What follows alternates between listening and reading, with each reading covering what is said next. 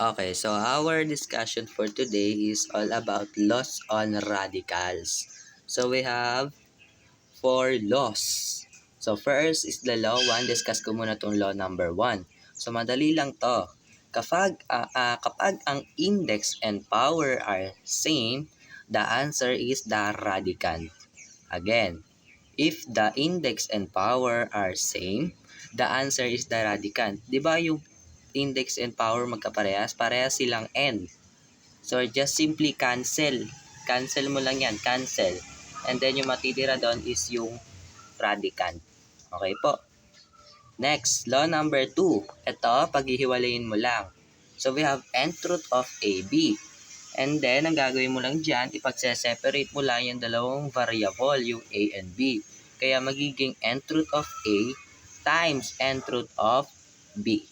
So, pagse-separatein lang. Ayun yung law number 2. So, sa law number 3, ganun lang din. Pinagkaiba lang yan, division or naka-fraction. So, we have nth root of A over B.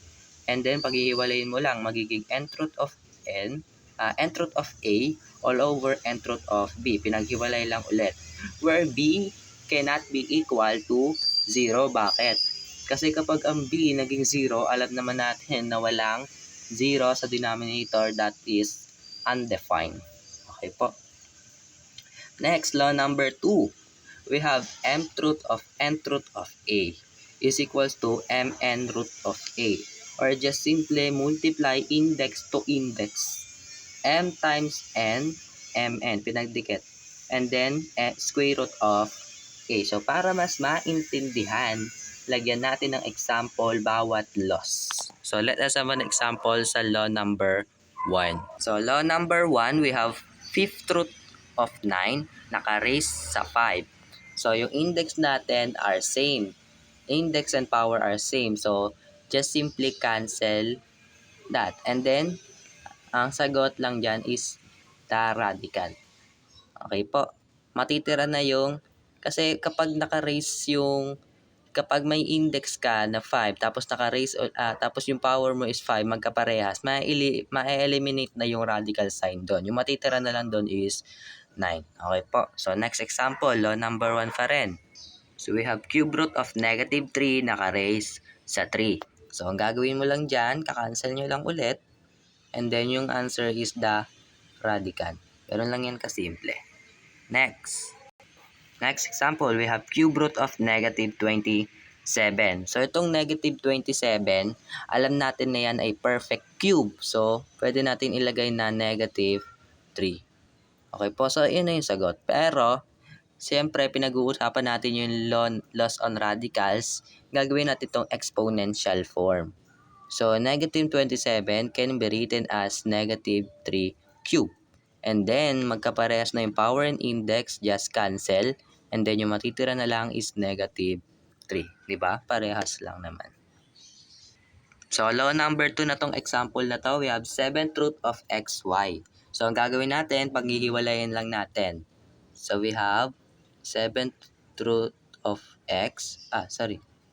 7th root of x times 7th root of y. Ayun na po yung sagot.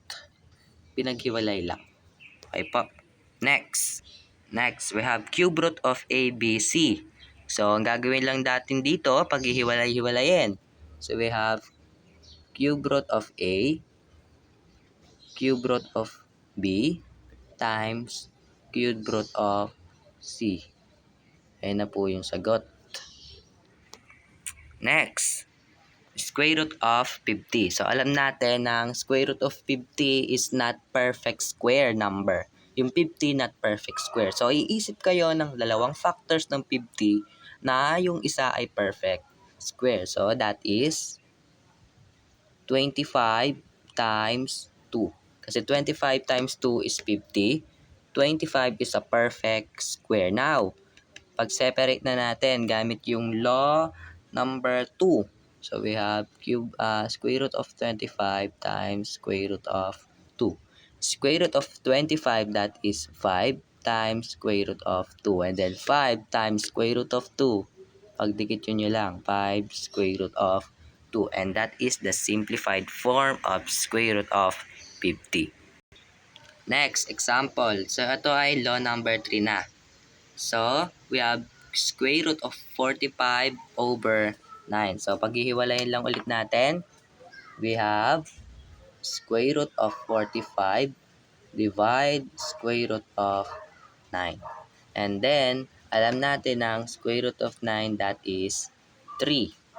Okay po. And then, get the factors of 45 na yung isang number is a perfect square. And that is 9 times 5. Sorry. Pwede pala natin i-cancel to, no? So, paghiwalay muna natin. So, we have square root of 9 times square root of 5 all over square root of 9. So, anong law to? Yung pinaghiwalay. That is law number 2. Pinaghiwalay lang natin. And then, square root of 9, pwede natin i-cancel to. And then, yung matitira na lang is square root of 5. And that is the simplified form. Okay, next example. Law number 3 na to We have square root of x raised to 24 all over 9. So, paghihiwalayin lang natin pero fraction. We have square root of x raised to 24 all over square root of 9. Now, square root of 9, that is 3. And then, masasabi natin na perfect square ang isang variable if the exponent is even or divisible by 2. Kasi di ba mayroong dyan, imaginary 2 sa index. So, pag di-divide nyo lang, 24 divides 2, that is 12. So, this is our final answer. Okay, law number 4 example, we have fourth root of cube root of x. So, ang gagawin nyo lang dito, multiply index to index. So, we have x and then 4 times 3, that is 12. So, we have 12 root of x. Next, we have 6 root of 4. So, itong 6 root of 4, hindi naman yan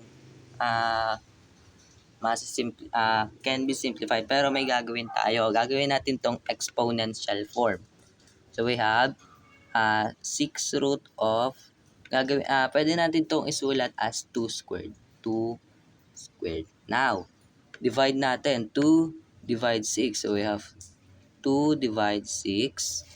And this is divisible both by 2. So, we have 1 over 3. So, pag sinulat natin to as radical, yung, di ba, ito ay rational exponent. Rational exponent to. Isusulat natin as radical. So, we have, radical natin is 2, and then yung index natin is 3, and then, hindi na natin isusulat yung 1. So, this is our final answer. Okay, last example, we have cube root of square root of 3a. 3a yan. Mukha lang 9. 3a yan, 3a. And then, ang gagawin natin dito is multiply index to index. So, we have 3a and then multiply 3 times 2, that is 6. Diba? Madali lang po ang loss on radicals kapag kabisado nyo yun. So, first, law number 1, if the power and index are same, the answer is the radical. Law number 2, you are going to separate lang yung dalawang variable or kahit ilan pa yan. Law number 3, you're going to separate lang din, but ang pinagkaiba lang, that is division or fraction, where b cannot be equal to 0 because that is undefined. Okay po. So, sa law number 4, dalawa yon. Parang ganyan. Pag multiply mo lang index to index, and then pag yun na yung index mo, 3 times 2, 6. So, ayan lang po yung loss on radicals. So, sa next topic, pag-uusapan natin is the operation of radicals. Okay, yun lang po, and thank you.